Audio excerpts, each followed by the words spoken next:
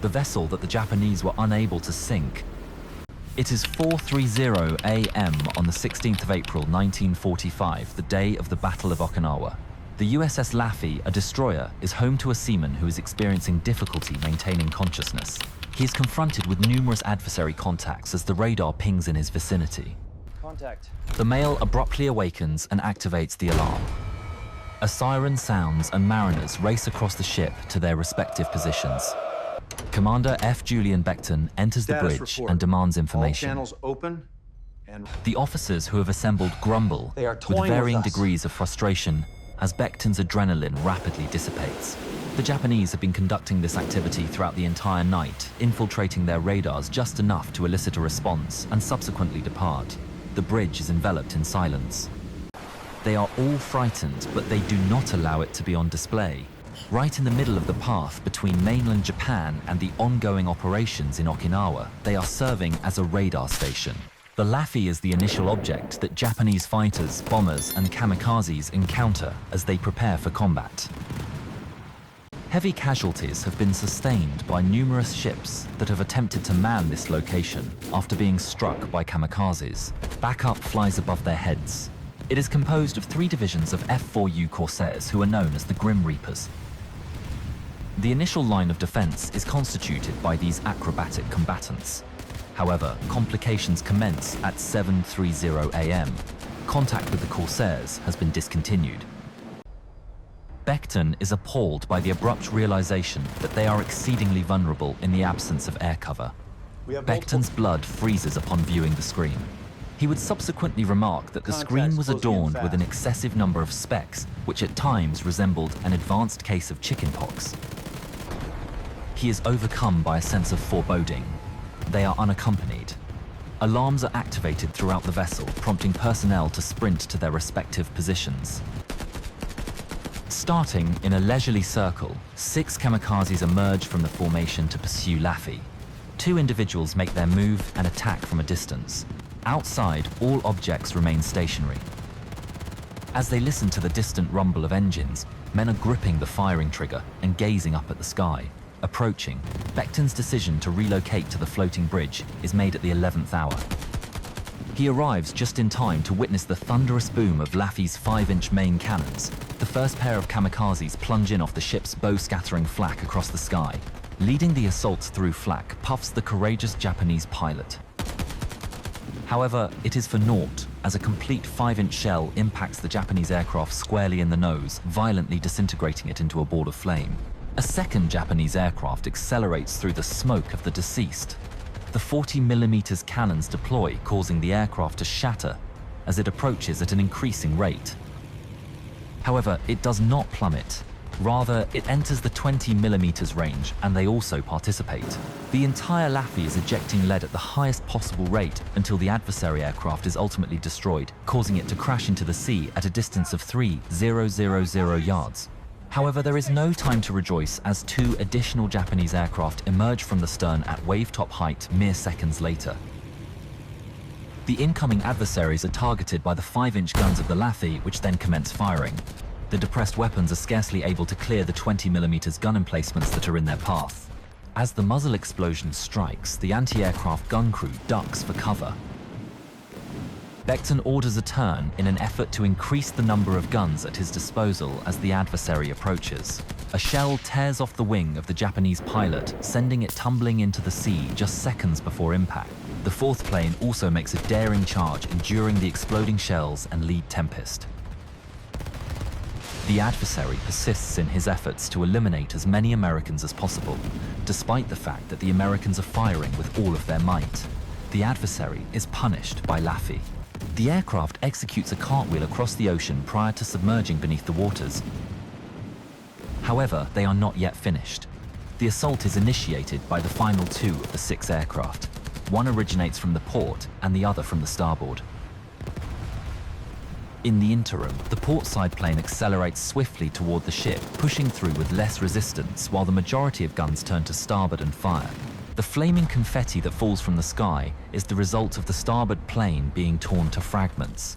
However, the second adversary has been neglected by the Americans for an excessive amount of time. He initiates fire with machine guns, causing substantial casualties among the sailors who are exposed and strafing the Laffy. The final aircraft falls toward the ship, prompting the guns to discharge. In response, it encounters a wall of shells. But gravity is unstoppable, and the flying debris is headed directly for the ship. Sailors, upon observing the approaching aircraft, flee for their lives, shouting and running as the remaining guns of the ship continue to discharge until the bitter end. In a last-ditch effort to evade the adversary, Becton screams and violently turns the rudder to the starboard. The bomb detonates, sending a wave of shrapnel across the deck, and the wreck crashes into the sea with a soul-shaking detonation. However, the vessel remarkably survives. The atmosphere decelerates into an unsettling tranquility. Although enemies continue to lurk in the background, none have yet to strike. The crew briefly pauses to transport the injured to the infirmary and regain their composure, allowing them to obtain a drink of water and comprehend the gravity of their circumstances. Laffy is confronted by an additional adversary after 7 interminable minutes of suspense. In order to provide the incoming aircraft with a broadside, Becton causes the ship to turn, thereby enabling all of its guns to be discharged against the enemy.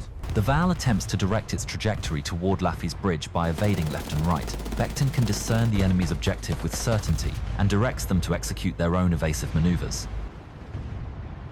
The enemy advances rapidly. However, his aim is subpar, necessitating an abort. He retreats while still under fire. However, upon his return, he plunges into the Laffy's bridge with a resolute determination. An interminable succession of directives emanates from Becton. The aircraft continues to fly despite numerous hits as he urgently conceals the bridge from Val's flight path in a high-stakes game of cat and mouse.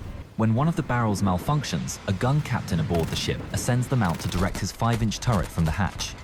The captain, who does not have the opportunity to make a proper repair, leaps off the mount, grabs a hammer and strikes the barrel's base. He curses his unfortunate circumstances. The pilot, who is in the air, is able to sense the disintegration of his own aircraft beneath him. In a state of desperation, he abandons his pursuit of the bridge. He proceeds directly to the primary section of the vessel and plunges in. As one of the Laffy's turrets fills his windshield, the weapons zero in on him, shredding his Val. The aircraft falls onto the gun, obliterating the hatch that the gun captain had been in just 2 seconds prior. The Val is engulfed in flames as the deck is engulfed in flames, and the wreck and a deluge of flaming gasoline flash over his head. The ship flies off into the sea.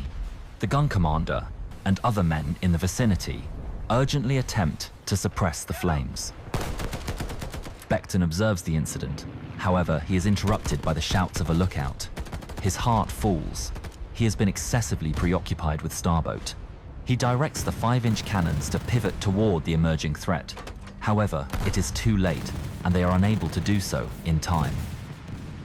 In the most critical moment thus far, the 40mm guns initiate fire on the enemy, and the fate of the entire ship is in their hands. They excel. The enemy fighter detonates in midair and plummets into the sea, a mere 200 yards away. The tragedy is far from over, despite the cheers of the gunners. The 9th Japanese plane then appears skimming the swells on the port side with the intention of colliding with the Laffy. 5-inch weapons that have been damaged are incapable of engaging in combat. The enemy is struck and nicked by the 40mm guns, but it continues to fly and enters the 20mm guns range. They participate in the defense. However, the adversary prevails. The men are seized by fear as they come to the realization that this individual is not going to collapse. The pilot observes the ship fill his windshield from within the Japanese aircraft. He never experiences the impact. He simply closes his eyes. Behind a 40mm cannon, the Japanese aircraft collides with the superstructure. Its wing is severed. The platform is sprayed with flaming fuel. The bomb detonates in the water, and the remainder of the airframe descends off the starboard side. However, the crates of ammunition are beginning to cook off, and some AA weapons have been engulfed in flames. The shells detonate in succession, emitting deafening bangs and ejecting glowing hot shrapnel in all directions. Firefighting becomes the sole priority in that section of the Laffy. The Laffy is spared from a catastrophic explosion as the men race to contain the flame. However, the firearms remain impaired. An additional Japanese aircraft emerges from the rear. The valve crashes into the stern, causing the interior to be devastated despite the fact that the guns on the very stern are firing. This is due to the fact that a significant number of weapons in the aft are currently out of commission. The Laffey's stern is currently a raging conflagration, and it is also the most vulnerable location to attack due to the absence of defenses. Another aircraft enters the vicinity. However, this time it discharges its weapon into the stern.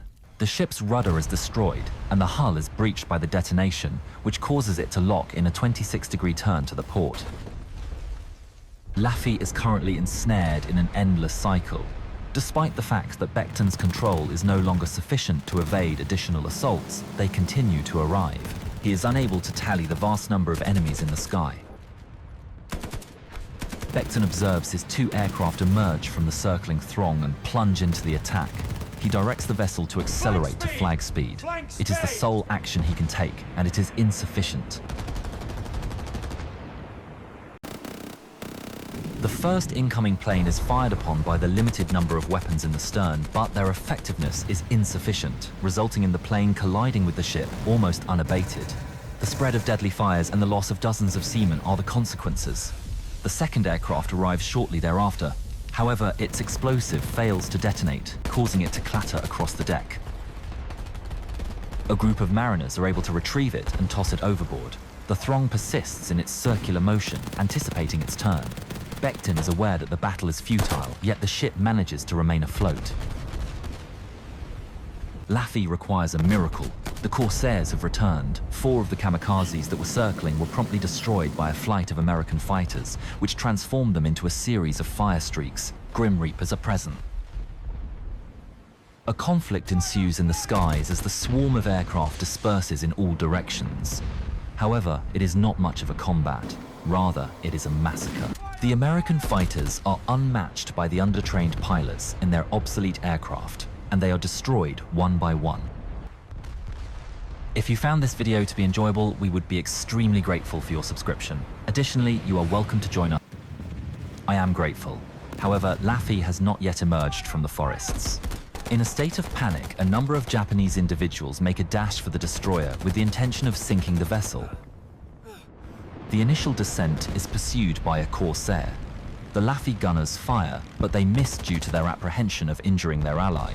Becton observes the Key 43 charging toward him with terror. The 2 aircraft roar overhead as he falls to the ground. The Laffey's mast is clipped by both aircraft.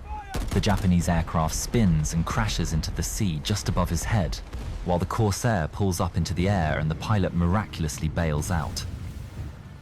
During this procedure, the American flag is lowered from the mast and lands on the deck. Signalman Second, Class Thomas B. McCarthy, immediately informed a nearby sailor. McCarthy retrieved the flag that had fallen during the battle and ascended the mast. Becton observes him ascending, but he refrains from interfering, returning to his position of command. McCarthy hoists the flag on a cable for all the seamen to observe. The gunners manage to kill all 4 additional Japanese kamikazes by the skin of their teeth as they charge in one by one. One of them is approaching the sea at a distance of 50 yards before colliding with it. Becton is astounded by the gunnery of his troops. Becton is not required to contemplate the matter. It would be an injustice to permit us to sink after the courage and heroism of his men. A bomber enters the area and discharges its payload into the Laffey's damaged stern. Then an additional kamikaze immediately rushes toward the breach. Becton is tackled to the ground by an officer who anticipates the imminent attack, just as a hail of gunfire blasts through the structure. The bomber soars into the air, but it is promptly pursued by a Corsair and destroyed. Subsequently, 2 Corsairs pursue another bomber from the port bow, causing as much damage as possible until it is struck by ammunition and explodes directly above the sailor's head. The bomber's remaining components collide with the seas. Suddenly, there is a moment of silence. Everything was silent after 80 minutes of hell. The members of the crew are shocked by the news.